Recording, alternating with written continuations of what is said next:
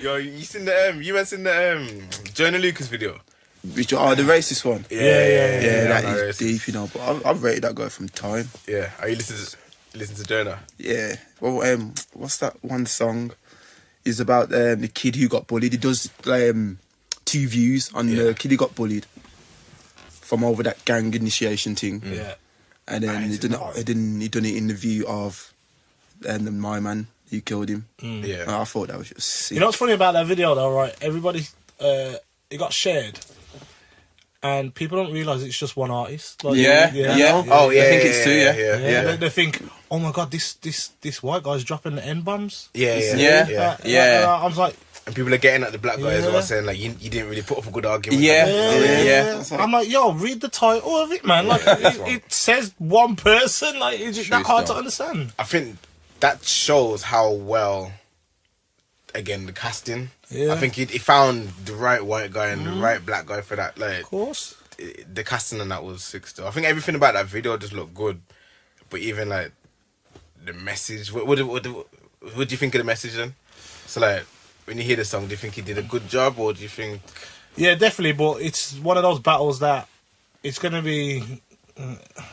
That argument is going to be heard through our grandkids' lives and their grandkids' lives. It's going to be a never-ending thing, and until kind of society starts to stop being descriptive on people's races and stuff like that, then we're never ever not gonna have this argument. It's always gonna be around. Yeah. Like I've, for example, I've taught my kids now. Like my kids are mixed race. Yeah. They're not allowed to describe anybody by their colour.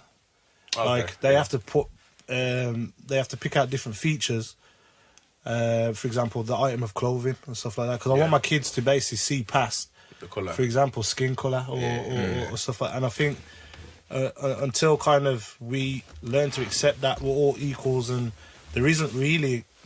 I don't see colour, I just see people, and I see people for what they are, you get me? And I think that's the best way. And plus with that, I mean, I put up a status the other week about the N-word and how I don't like using the N-word, and I probably never will use the N-word, but until... I mean, my kind of feeling is I don't think anybody should use the N-word, whether you're black or white, you get me? Like, it just shouldn't happen anyway, and until... You can't be an angry person... and then still drop it. And still drop it yourself, you get me? Hypocrisy in it, almost. But then, like the arguments I was getting was like, you know, well, we use the word as a kind of like a empowerment for our people. Yeah. So I think with that word, it's so polarizing that I don't think there's ever going to be like okay, we're never going to use it again. It's so many people, like it's used so lightly, and at the same time it's used so strongly. Like it's always gonna. The argument I had was, look, right, none of us knew any of the slaves from back in the day, so we can't really, you know, get into the argument of, oh, you wasn't around them days, because neither was you. But one thing that we can say was the slave masters back then invented the word to basically take away the self-esteem of the slave. You get me? And if so, that for that reason, yeah, you can be angry with the word. But don't then take the word and use it as a positive for you to then just be angry again when this person's saying to you, oh, calling you by it or whatever. Like, for me, just ignore the word completely. Just don't use it. It's kind of like you said the other week. I don't know if you listened when Adrian said about the knife, the knife analogy. And what was it? I said basically, so I have a knife, and I use the knife to eat food. Yeah. And then I put the knife down on the table. Yeah. Then the same knife, my daughter picks up the knife and starts like banging it against the wall. And using it as a hammer. And then I come back to her and say, don't use the knife for that. It's not meant for that. And then she says, yeah, but that's how you use it. This is how I use it. So you can't have no beef with me because this is the way I want to use this specific thing. It's like the same with the N-bomb kind of. It's like, if obviously the word was invented for that, we've took it and done our own thing with it. So it's like, I should copyright that analogy, just saying. Just saying. You know what I mean? Yeah, so going back to that video as well though, I feel like the argument for the white guy was kind of, was kind of sick still. It is. Only because maybe because I've never heard it before. I haven't heard that kind of on record. You know what I mean? I haven't heard a song with a man talking about. So I don't know how much Joyner knows about how white people feel about black people, but to hear it, it was like, okay, I like it. Mm-hmm. The thing is, you know what? For me, in listening to it, I was like, okay, cool, I get it. It's just that people, in my opinion, it's people in the masses won't really make it change their opinion. Because I've always said that regardless of what one person may do, we're conditioned every single day by television, by the media. Yeah, of course. And because of that, it's like me being that one breath of fresh air you hear that whole week. For the day, it might change your day, but for the week, you got straight back to being the person you are because you're conditioned back to be that person. Yeah. I don't think the point of the video was to change opinions. It's just like bring that insight to them. I think the most important part of that video was the hug at the end. Because See, the way I see it is now, first off, Symbolic. he lets off his opinions. Black guy lets off his opinions afterwards. Yeah. No, regardless of whatever happens, racists are going to be racist. You know what I mean? People are going to feel the way they are. Yeah. But if you really want to overcome it, we can't tell a racist, don't be racist anymore. But I think you have to say to a racist, okay, how are we going to get on it? How are we going to get on with it? How are we going to get past it? So the hug at the end, obviously my man's still racist, black guy's still racist, the hug at the end, and it's like, okay, so how are we going to move forward from this? Shall I tell you something? I think that's why the video is so good. That's why it's so powerful. The hug at the end for me, I was just like, fam, nah, I still ain't hugging you. You know what I mean? Because the only reason why is that, don't get me wrong, everyone's entitled to their opinion, entitled to feel the way they feel. So if a man's racist, that's cool, but I ain't gonna hug you. You know what I mean? Why not? Because at the end of the day, you don't like me because of my skin colour. I can't change that. That's not an option. You know what I mean? So if that's not a reason, if that I can't change that, and you still don't like me, why am I hugging you? I ain't hugging you. Done. You stay your side, I stay mine. The reason why... That's not what we want to do. No, but the thing is, this is the point. This is the point, though. Because we all have free will, because we all have our own opinion, we ain't going to change nothing. Exactly. Well, that's what I'm saying. Because And we can't... We're not going to change anything. But until the world we live in, the conditioning changes, until we start seeing more ethnicities on the news, on every TV show, that ain't gonna happen. That's the reason why you stay your side, I stay mine. It's not the case of I can change it. That's wrong. It may be wrong, but we can't live in. We won't live in a perfect world. No, but I think we're past trying to get more black people out there now. I think looking at all this Brexit stuff and all the Trump stuff, we've realised that we're still living amongst racists. You know what I mean? And we're not gonna get rid of racists. Whether you're gonna be closet racist or open racist. I think the key is how are we both gonna coincide. That's what the hug represented. You know what I mean? You can't say you stay over there, we stay over there, because then we're just gonna stay where we are now and we're not in a good place now. I still want hugging though. But that's the hug. maybe not you personally, but that white guy is representing white people, black guy is representing black people, and that hug signified trying to mend the relationship. But it didn't. It didn't, though. No, but that's the start. It starts the conversation. The only problem that I have with that kind of thought is, like, it doesn't represent each individual. Yeah. It's like, can one person really represent the black people as a whole? Can one white individual represent? Because not everybody all thinks like that. I mean, look at when the Black Lives Matter rallies were happening. There's pure white people There's in there. loads of white people. You get me? And you know for a fact. I rate them. Yeah. Because they were going to get the same abuse from them racists the same way the black people. And I'm like, you know what? Yo, white people out there, love. Because you're standing up. I don't think it's really about representing the whole race. Because that black guy doesn't represent every black person except for the white person. True. It's just, he's representing... Two stereotypes. White races. It's just two stereotypes. Two stereotypes, which are true, obviously. But like I said, I think this is going to be the argument that our grandchildren are going to have, and their grandchildren are going to have. It's going to be a never-ending... I don't know, maybe if we hug more, our grandparents might not have that. You know what I mean? Unless the whole Team world no becomes hugs. mixed race, it's going to be happening. And even so, people have different mixes, so they'll still be vexed at each other. there's always going to be racist, man. There's always going to be. Yeah, I think course, after never you gonna die. exactly. Never So gonna what we're going to stay? You over your side, we over your. Now we're going to work together somehow. Somehow we have to. It's never gonna happen. Why never? We're just gonna live our lives. Shall I say why? You know, there's in certain You guys are races. too negative, man. Too negative, man. Just being realistic. I've heard racism within the wrong race. Yeah. My man's dark. Yeah. So you get me?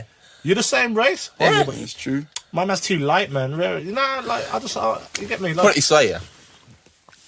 Because of I don't want figures for anyone starts jumping on Google, say, "Oh, Adrian, you said this wrong." But yeah, my point is that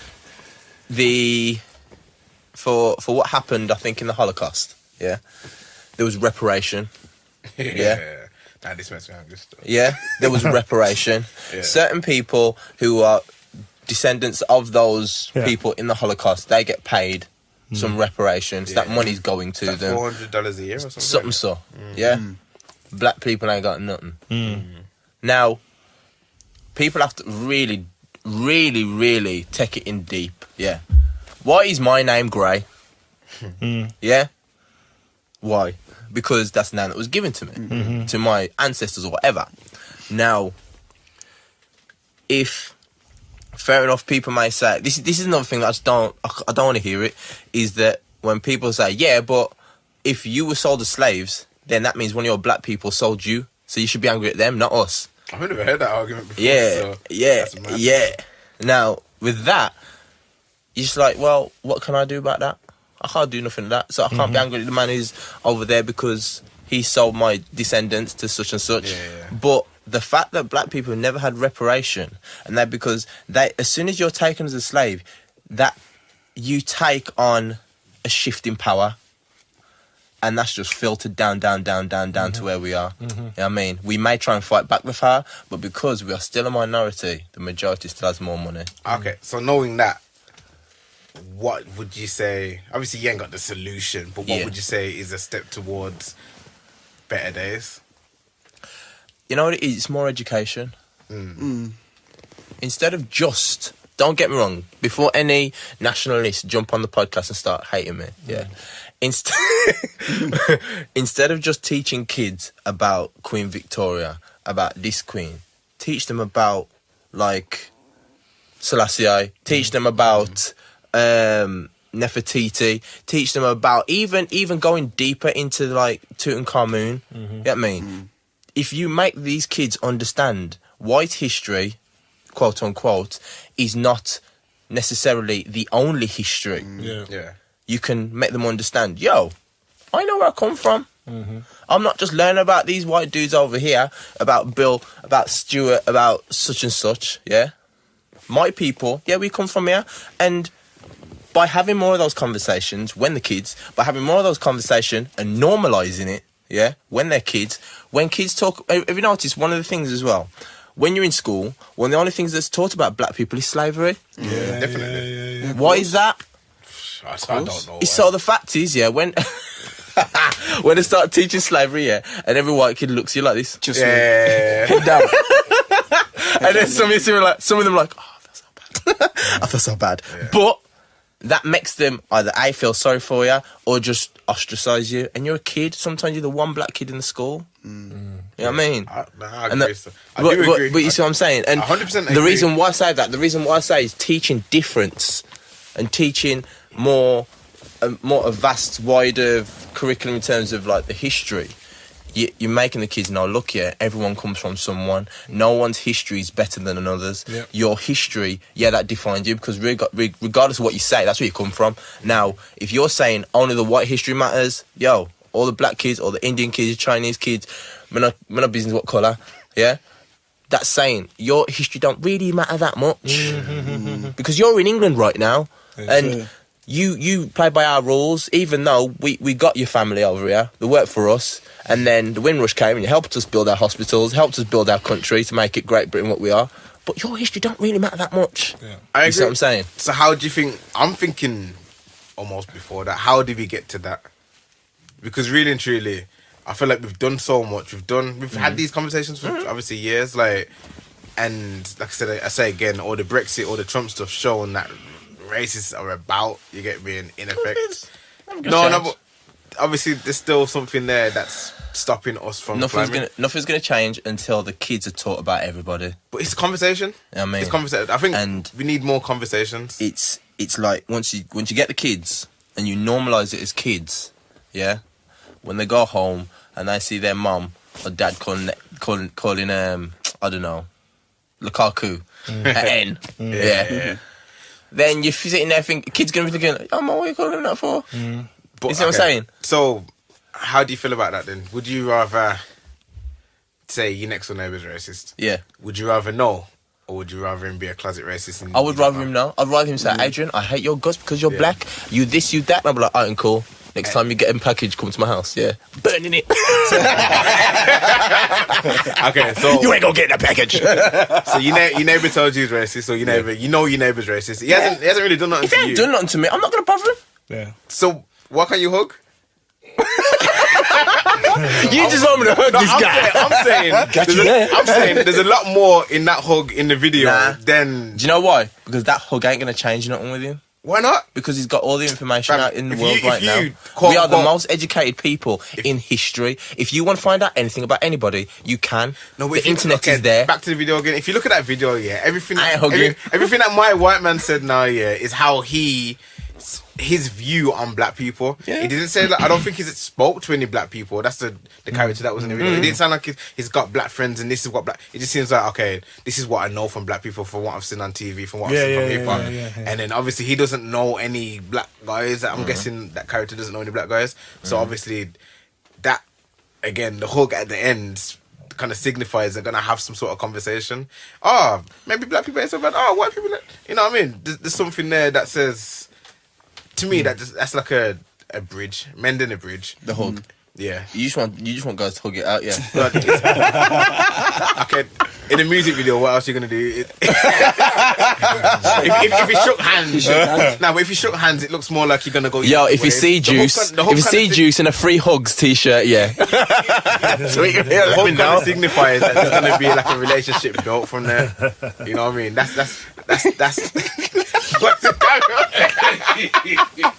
The hug signifies that there's going to be some sort of relationship built from there. I feel like as a society, we need more conversations. Yeah, we need more conversations.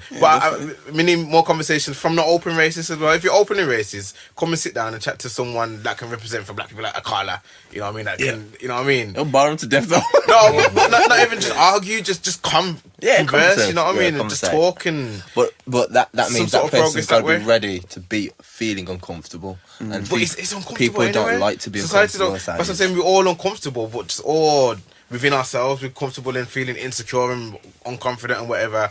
Like, question: did you see the My Son remix freestyle to it? I was meant to watch it before. Did you see My Son over that? Yeah. But then from what I heard from that, it just sounds like he offered another perspective from black people. He did offer another perspective of black people, which is fine. Which was a bit more of an educated black person. But I think what he kind of bars though. I need to watch it. My Son is going dangerous. From what I've heard of it, it sounds like just what he didn't realise was that like Joyner wasn't saying, this is all black people and that's all white people. So obviously he can have his response. I'm sure other white people watching it will be like, I don't feel like that. You know what I mean? That was just a conversation between two characters in that video. And I think obviously My Son's got another perspective, but he wasn't there in that room to give him the hug. You know, he was gonna hug him he was hugging the screen. Yeah, I didn't need to watch it though. I wanted to watch it before this episode still, but just the hug means a lot. Yo, if anyone sees Juice, give him a hug. If someone came up to me, it'll make his day. I'll hug you still. I don't mind hugging people. I'm a hugger.